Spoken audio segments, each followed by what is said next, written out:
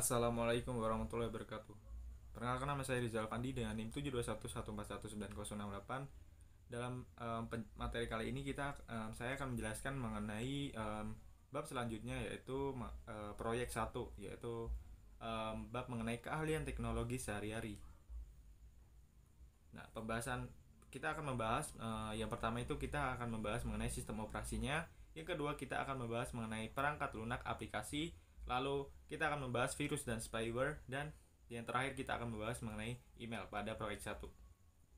Nah, jadi apa sih yang dimaksud dengan sistem operasi? Nah, bahasan pertama ini jadi sistem operasi itu dianggap sebagai program komputer yang dapat menjalankan program lain dalam komputer tersebut. Nah, contohnya aja adalah Microsoft Windows. Nah, pada sistem operasi yang paling populer untuk mikrokomputer, hampir semua manajer dan para profesional menggunakan sistem operasi Windows dalam karirnya. Nah, sistem operasi Windows untuk PC adalah Windows XP yang terdiri atas edisi Home dan Profesional. Nah, cek versi. Nah, jadi kita memulainya dengan Start, lalu kita klik pada Control Panel dan kita klik lagi pada Sistem. Nah, sistem harus diupdate untuk menikmati fasilitas baru dan meningkatkan keamanannya. Nah, update dilakukan secara gratis dengan mengakses situs web Microsoft Windows Update. Nah, pembaruan bisa dilakukan secara otomatis. Jadi, kita bisa melakukannya secara otomatis. Bisa juga kita atur dengan terjadwal. Lalu bahasan pada sistem operasi lain. Nah, sistem operasi lain itu contohnya apa aja? Yang pertama ada Unix. Nah, itu ada sebuah sistem open source, bebas diduplikasi, digunakan dan dimodifikasi siapa saja. Lalu untuk Mac OS, itu sistem operasinya mirip Unix, namun ia berbayar dan dimiliki oleh Apple. Nah, lalu untuk Linux, varian lain dari Unix yang bisa dinikmati secara gratis. Lalu perangkat lunak aplikasi itu terdapat 4. Yang pertama ada identifikasi, ada pembaruan, ada melacak perubahan, dan ada perlindungan. Nah, untuk identifikasi itu penting untuk menentukan versi software pada komputer karena tiap versi memiliki fitur yang berbeda.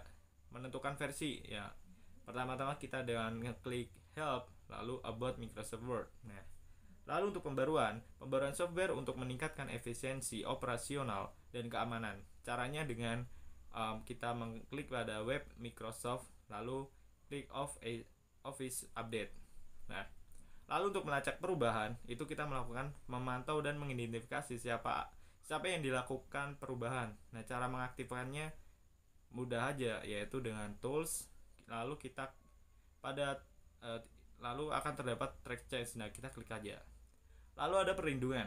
Nah, perlindungan di sini, manajer itu menambahkan proteksi kata sandi pada dokumen-dokumen agar dokumen itu terhindar dari sasaran hacker. Nah, caranya dengan pada tools kita klik kanan, lalu terdapat option. Nah, pada option itu kita klik lagi. Nah, itu terdapat security. Nah, kita klik aja pada situ.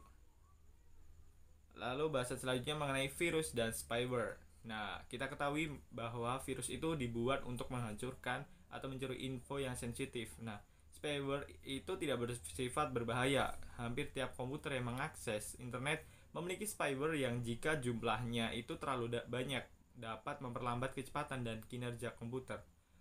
Lalu ancaman dan hoax. Nah, organisasi ternama tidak akan mengirimkan email berisi link pembaruan, menanyakan informasi akun ataupun kata sandi. Nah, jika itu ditemukan, maka itu adalah hoax. Proteksi. Nah, bahasan proteksi ini itu dapat komersial dan gratis. Nah, untuk proteksi komersial, yang kita ketahui bahwa Norton dan McAfee merupakan vendor software antivirus dan spyware yang digunakan secara luas namun membutuhkan pembiayaan terbatas. Lalu untuk proteksi gratis, itu Greensoft dan Spybot menawarkan aplikasi antivirus dan spyware komersial maupun gratis. Nah, Greensoft menyediakan software AVG secara gratis dan web Lavasoft menyediakan anti-spyware gratis. Nah, lalu bahasan selanjutnya adalah email. Nah, kita ketahui bahwa email itu adalah surat elektronik. Nah, itu dapat 3 bahasan mengenai email tersendiri. Itu ada implikasi di tempat kerja, ada etiket email di tempat kerja, etika. Lalu ada akun email pribadi. Nah, untuk implikasi di tempat kerja itu email telah dikirim akan tersimpan dalam suatu tempat untuk sampai ke penerima. Nah, email melewati banyak server dan tiap server memiliki cadangannya. Ketika email dihapus, dia tidak benar-benar hilang, tapi tersimpan dalam folder terhapus. Nah, lalu untuk etiket email di tempat kerja, kita harus berhati-hati menggunakan fitur email reply all.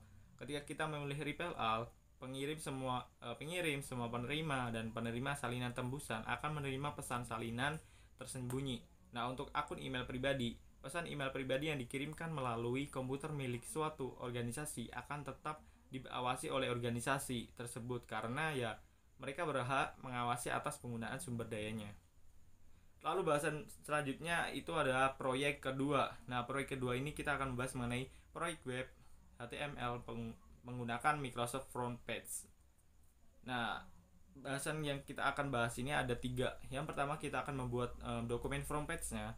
Yang kedua kita akan melihat halaman web yang telah dikerjakan, dan yang terakhir kita akan membahas mengenai kelebihan dan kekurangan dari Microsoft Front Page. Nah, yang pertama kita akan membuat dokumen front page-nya terlebih dahulu. Nah, yang pertama kita buka terlebih dahulu mengenai Microsoft Office front page-nya.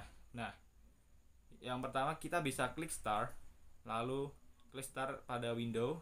Nah, nanti kita klik pada Microsoft Office, kita klik all program. Nah, kita langsung klik kepada Microsoft front page.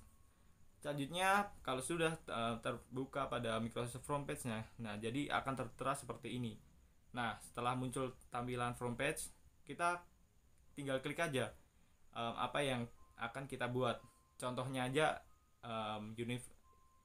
ini University Pizza. Nah, itu sebagai judul dengan ukuran font terserah sih, sesuai yang kita inginkan, dan tata letaknya kita center. Selanjutnya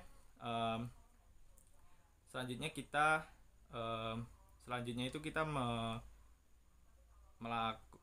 tabel. Nah, kita klik tabel, lalu klik kanan insert tabel. Nah, kita lalu klik kanan tentukan banyak kolom dan baris tabel. Lalu isikan data seperti ini. Lalu blok judul dan buat rata tengah. Selanjutnya kalau sudah, kita jika ingin menambahkan gambar, itu kita tinggal klik insert ke kanan, lalu kita klik picture, lalu kita klik clip art, dan kita search kata pizza. Nah, setelah gambar muncul, tekan enter 2 kali menyimpan gambar, picture option, dan give. Nah, lalu oke. Nah, nanti akan muncul seperti ini. Lalu selanjutnya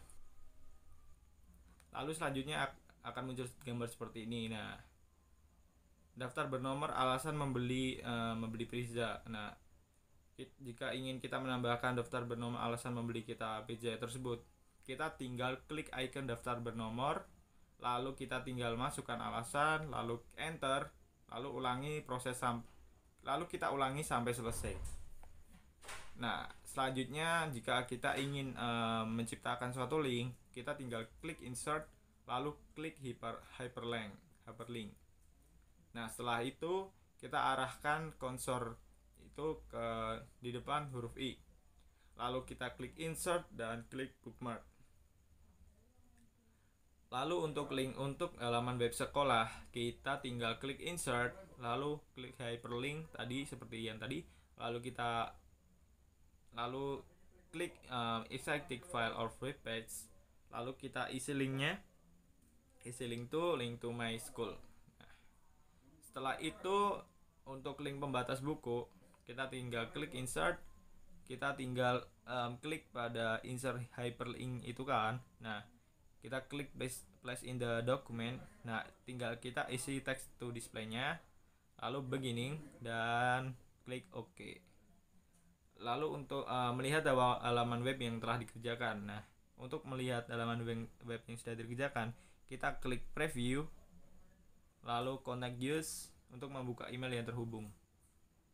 Nah, jadi tadi kita udah membuat mengenai dokumen front page-nya.